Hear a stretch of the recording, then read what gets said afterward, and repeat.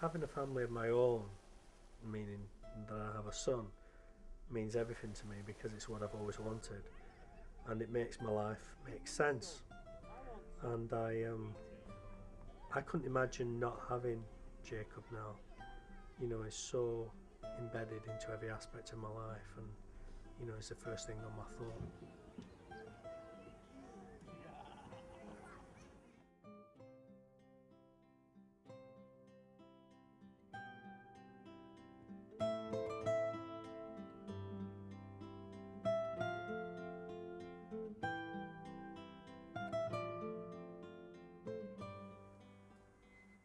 I pick him up every day from nursery, anytime I want, usually 3:30, 4 o'clock, and so that means he'll be refreshed and come home, have his tea, and Ria picks him up. Ria is the mother of my son. We broke up 2 years ago.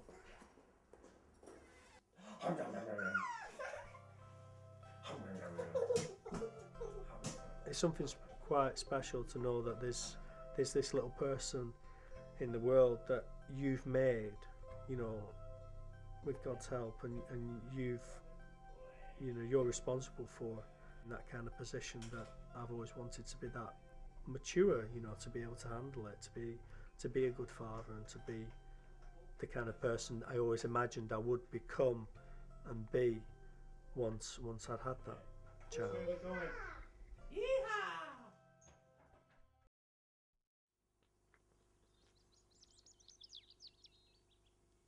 My favourite age with Mark growing up was when he was the same age as Jacob is now, 3. He was absolutely fantastic. He was great company. He chatted all day, never shut up, and follow you around. He would help, and it was just wonderful. He would go out and, without a word of a lie, if I changed that child once a day, he had fresh clothes on 3 or 4 times a day. And Jacob, funnily enough, doesn't like having mucky hands or anything, or you know, his t-shirt.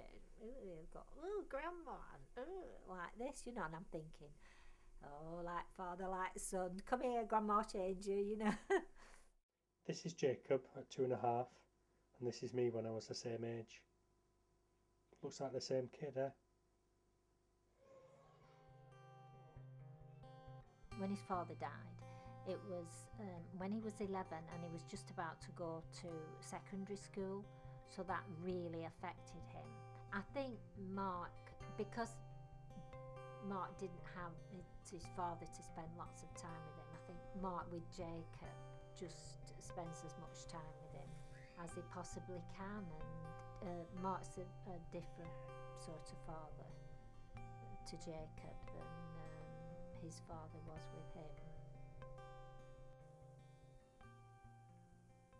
I keep a diary that's a record of what I've done that day to help me remember that most of the time I have good days rather than bad days, and it helps me to stay well because I'm reminded of that. In September 2008, this was shortly before I became ill and ended up in hospital, and then after that it goes weeks, in fact it goes months, where there's nothing at all, right up until into November, and the first entry I've got is 2 months later, November 12th, Wednesday. Went to Gerhard Richter exhibition at National Gallery, saw Coen Brothers' new film Burn After Reading, and then it picks up again on the 13th. This is a film I made when I was doing my art degree at Dundee University. I made it in third year. It was probably the first proper short film that I've made in my time there, and it's about my experiences with having bipolar disorder.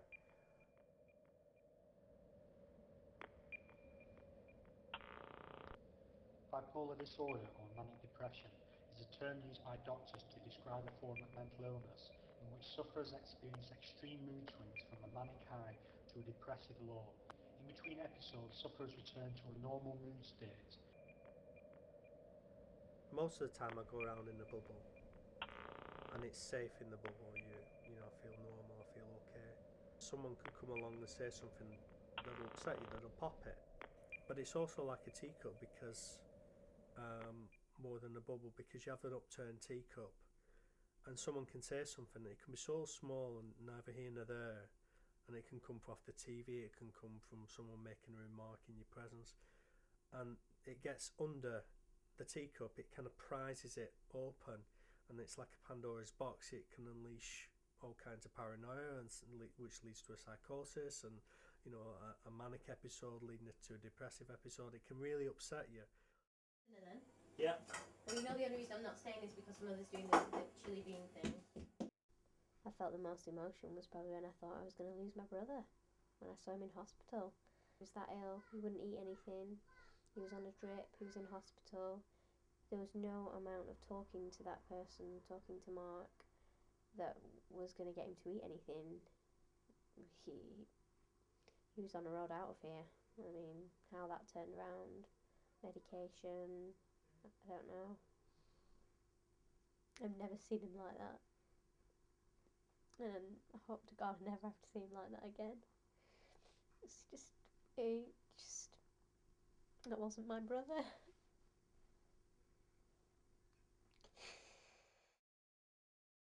This is a letter he once wrote to himself. Dear Mark, well, here we are again, except this time I've been taking my tablets, so what's bugging you?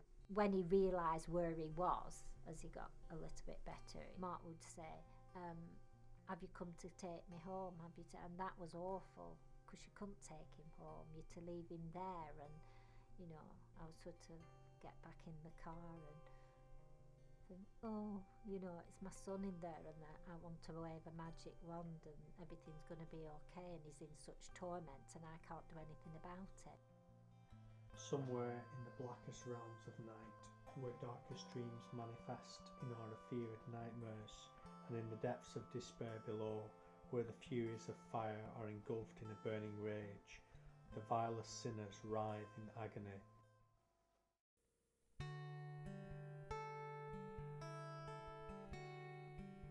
Being a father has stabilised my condition, and I think having Jacob, it gets me looking outward rather than looking inward. That's yellow, that's red, that's orange, that's orange. What else? That's grey. When you have a mental health problem, you live a life full of regret. You regret lots of things you've done, or things that have happened to you that wish you never experienced or been through. But when you have a little boy, you realise that everything that's happened to you up to that point, if you changed one single second of it, it might not be here.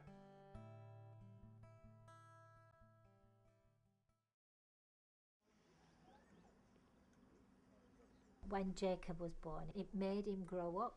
You know, he'd become determined in what he wants to do with regards to his illness, and he's come off his medication. Well, not all of it, but most of it. And he's been a lot better for it.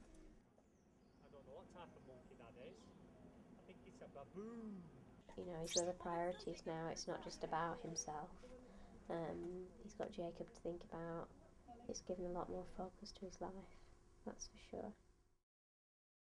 Ich habe diese Stelle verlassen, auf die Universität zu gehen. Die Metzgerei. I learned German because my son speaks German. I want to understand him. Dabei geholfen, Gemüse aufschnitt. Jacob's going back to live in Germany with his mother Ria. Ria's German, so that's why she's moving back to be near her family. I'll see him probably every 2 or 3 months, about 5 or 6 times a year at best. Shall we sing happy birthday? Happy birthday. Come here then, come down here. Happy birthday to you. Happy birthday to you. Happy birthday, dear Jacob. Happy birthday to you. Hooray! I think Jacob leaving is going to make me sad. It's going to make me feel quite lonely. But I'm not going to allow it to make me depressed. Who's gone now? He's trying to hold up, and I think he's being even stronger than I am at the minute. But we'll see. And I mean, he'll speak to him every day anyway. He has a very, very close bond with Jacob, and you never ever break that. Jacob. It's a what? Oh, it's a bagger. Wow. I don't doubt for a second that he may get ill again, because, you know, it's a change, and with Mark's condition, whether he likes to admit to it or not, doesn't cope well with change. But to have bipolar and not to be able to plan for the unexpected, I mean, that's even trickier really. So who knows, time will tell.